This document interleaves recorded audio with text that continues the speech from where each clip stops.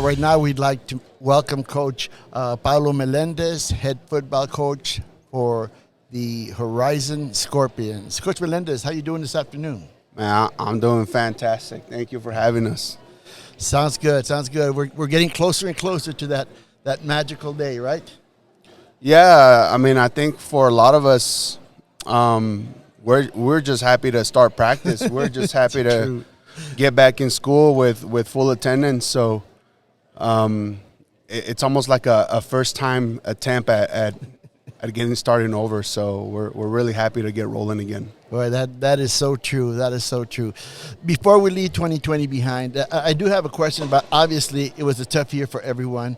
What did you, yourself, your coaching staff, or your players, what kind of adjustments did you have to make to get through 2020? I think just having more maturity and more of a social responsibility to the circumstance. We constantly reminded our kids that they had a responsibility to be responsible and react to the situation that we had in our hands. Mm-hmm. If they wanted to continue to play. Right. And that meant that they had to wear masks when they were out in the store, when they were out with their family. They had to up their game in their personal hygiene. They had to maybe say no to some gatherings or some of those things. Sure. And so to see that level of maturity in our young adults, and not just our athletes, our student trainers, mm-hmm. our athletic trainers, our managers, our audio and visual folks, just speaks volumes about how much extracurriculars means to young adults and the impact that it has on them. And that you bring up a good point. That really is a good point. Is there anything that any type of adjustment that you made in 2020 that you liked how it worked, and you might start or continue doing it in your program? Well, I'll tell you what, the locker rooms, using the locker rooms at halftime and having that kind of taking it away and keeping us out on the field, mm-hmm. I like that. It took away, it gave us more time. Right. And we gained time from the transition. Okay, going back to the locker room, getting settled in, people using the bathroom. Yes. And then by the time next thing you know, you're already 10 minutes deep into your halftime. Exactly. And so I like that portion. I like the fact that, we implemented more things that we should have probably had to begin with. Before, right. More hand sanitizer and the kids having assigned seating charts in the bus. And so mm-hmm. it makes things quicker. Sure. They know where to go. They have more structure. Mm-hmm. And so those are some of the things that we're going to continue, that it's not going to go away. So those are all good points, Coach. They're really good points to bring up.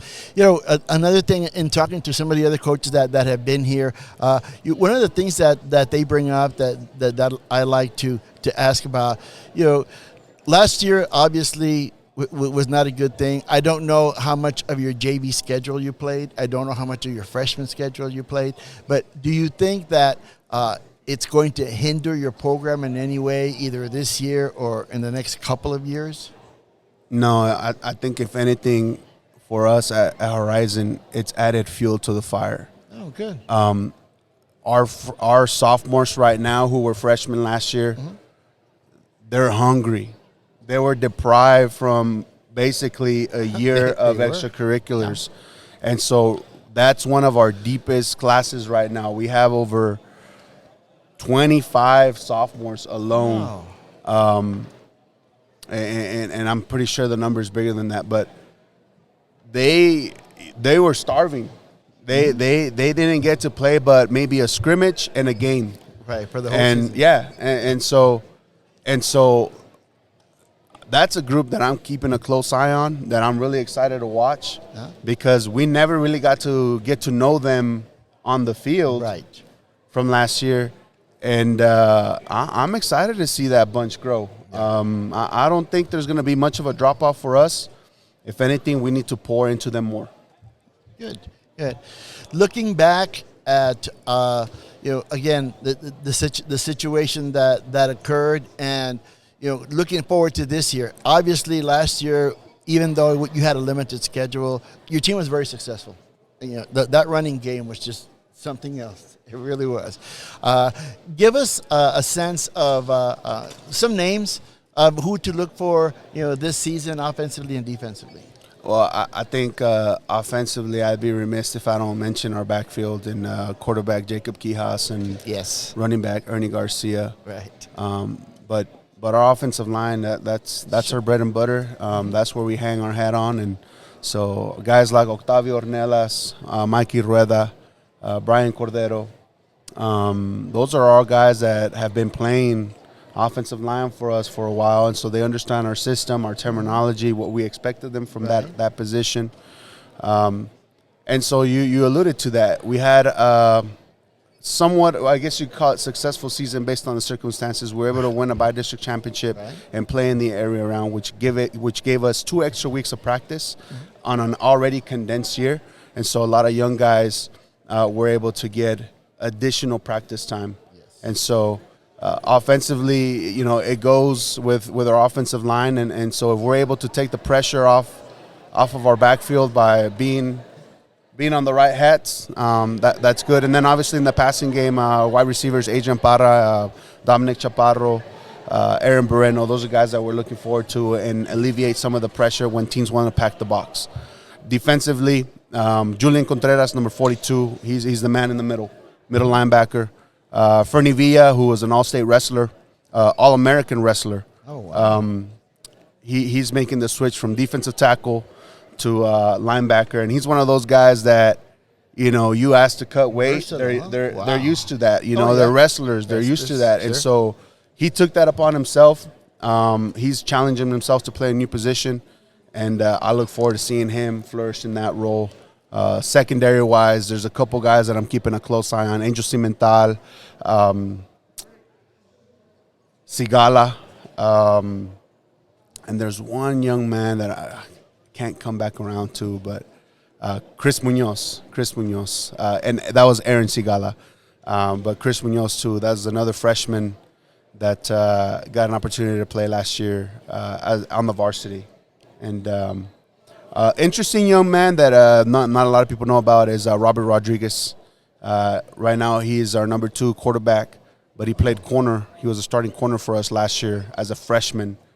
Wow. And so he's pretty much playing double duty right now, learning the offense and still having his involvement on the defense. To get his work on defense? Yeah, Sure. absolutely. So I know I threw a lot of names out there, but we're just so happy to have that type of variety Sure, of course. at Horizon, because we haven't had that type of depth, and we can use some more guys, but those are just some guys to look out for.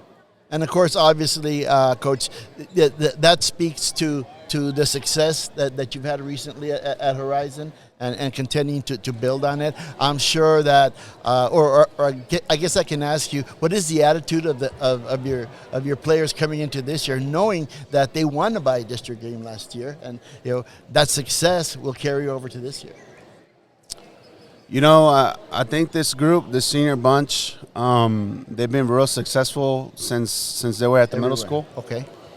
And they've carried the torch for quite some time for this program, and now they're coming close to the end of their journey in their high school careers, and they know what the expectations are, and they're looking forward to it. And that excites me, because a lot of times when you put pressure on kids with expectations, they fold. Yes. And this bunch is they're looking forward to that opportunity. We haven't had an opportunity to be as competitive as we hope that we will be this year.